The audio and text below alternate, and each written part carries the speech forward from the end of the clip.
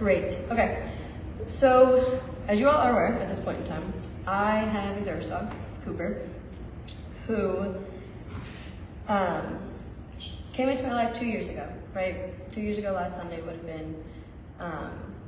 And it came after a long little while of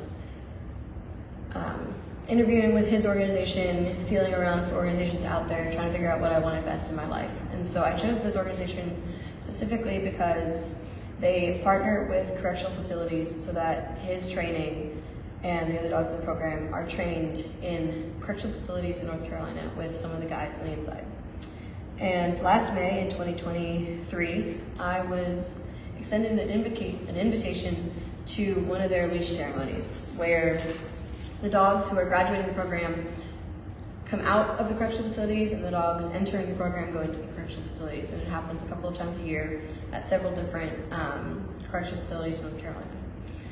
So in May, right after I got back from school, my friend and I packed up our dogs, got in the car, and drove the 2 hours it was to Western North Carolina in order to attend the ceremony, where it's kind of like a dog show, honestly, where they do a bunch of the tricks that they're being taught. They do like a little skit like we do here at Campfire, where we got to see like a dog go through what TSA might look like and things like that, just to show you what happens.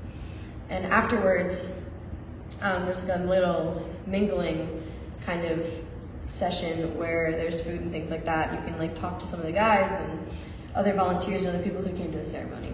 And that week, that time that I was able to go, I had just gotten a piece of cake, and my friend and I were sitting on the floor in one of the corners, and one of the guys was making the rounds with the dog that they were currently training, and he gets over to me, and he sticks his hand out in front of him, and I stand up, and I was like, "Hey, my name is Brooke, it's very nice to meet you," and he sticks his hand out, and he was like, "Oh, you know, my name is so-and-so," and he's like, "Who's this?" pointing to Cooper.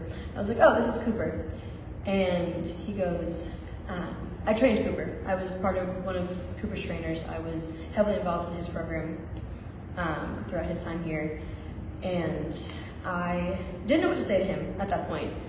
I kind of actually stood in silence for a couple seconds, and I audibly just looked at him and I went, "Wow," because I don't know what to say to somebody when I didn't ever think I'd ever meet anybody who made such an impact on my life without even being in my life. Like, I never thought that I would ever have the opportunity to look somebody in the eye like this and be able to say thank you. So I took another deep breath and I tried to, say thank you so much for doing this, and he stopped me. He's like, "Don't even try and thank me. Like, your gratitude, don't even try and thank me, because the opportunities that were given to me, the difference that Cooper made on my life is so monumental to me that I can't even put into words the thanks that I have for you." And he was talking to me about that. And it just hit me that that entire day, everything that could have gone wrong had gone wrong. We took a wrong turn in the backwoods of North Carolina on the way in. The correctional officers at the facility weren't going to let us inside because of the clothing that my friend was wearing. The way that this guy may have, graduated from the program, he could have moved on, he could have gotten out. Like, there were so many different moving pieces of this story where something could have changed, and I might not have ever gotten to meet this man and thank him for what an impact Cooper's made on my life. And it feels like the stars aligned that day, just to allow me the opportunity to be able to shake his hand and be able to put a name to the face and be able to say